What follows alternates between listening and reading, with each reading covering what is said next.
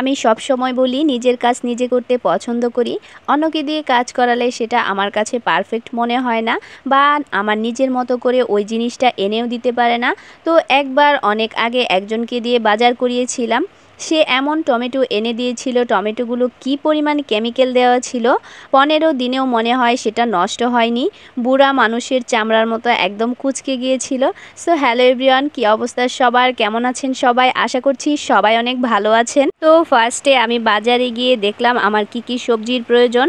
আসলে সবজির প্রয়োজনের থেকে আমার কাছে মনে হয় কোন সবজিটা নতুন এসেছে, নতুন সবজি দিয়ে তরকারি রান্না করলে আমার মনে হয় সেই তরকারিটা বেশি টেস্ট হয়। আমার জন্য তো আর প্রতিদিন নতুন নতুন সবজি আনা সম্ভব নয়। তো কিছু সবজি কেনার পর আমরা চলে গিয়েছিলাম মাছের এখানে। এটা হচ্ছে আমাদের জাতীয় মাছ পাঙ্গাস। এখানকার কোনো মাছই আমার পছন্দ হয়নি, তাই আমরা চলে গিয়েছিলাম মুরগি কেনার জন্য। এখানে কিন্তু মুরগি ড্রেসিং করে দেওয়া হয়। ড্রেসিং করলে আমার কাছে কেমন জানি লাগে, মাংসগুলো একদম থেতলে যায়।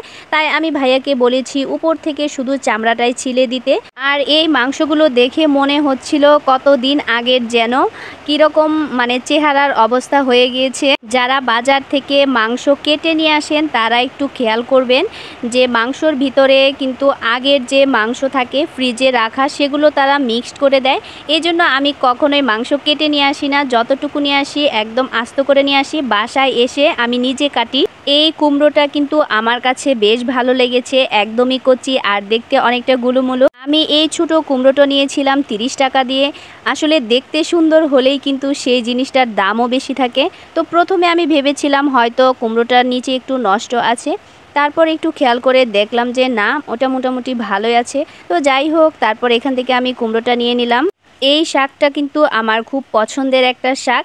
শাকের ভিতরে আমি সবসময় এই লাউ শাকটাই খেয়ে থাকি।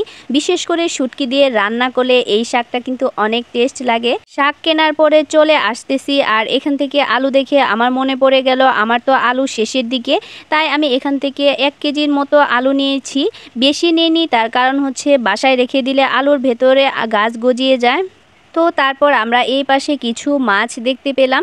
মাছগুলো মাত্রই নিয়ে এসেছে আর মনে হচ্ছিল নষ্ট হয়নি। আর বাসায় আনার পরে আমি দেখেছি এগুলো অনেকটাই ভালো ছিল। এখান থেকে আমি 1 কেজির মতো বাইম মাছ নিয়েছিলাম। আর এই যে দেশি চিংড়িগুলো দেখতে পাচ্ছেন, এখান থেকে আমি ½ কেজি চিংড়ি নিয়েছিলাম। দেশি চিংড়ি খেতেও যেমন টেস্ট, বেছে নেওয়াটাও অনেক কষ্টকর। তো এখান থেকে আমি কিছু কাঁচামরিচ নিয়ে নিলাম। আর আমার বোন কি করেছে জানেন, এই পাশ থেকে আমি একটা ইলিশ মাছ নিয়েছি। ও শুধু ভিডিও করেছে, কিন্তু ভিডিও করার সময় যে ক্লিক করতে হবে সেটা ভুলে গিয়েছিল, যার কারণে মাছ কেনার সময় ওইটা ভিডিও করা হয়নি। ইলিশ মাছের জন্য পারফেক্ট সবজি হচ্ছে এই কচু। কচু দিয়ে ইলিশ রান্না করলে আমার কাছে অনেক টেস্ট লাগে। তো ভিডিওটা আজকের মতো এই পর্যন্তই।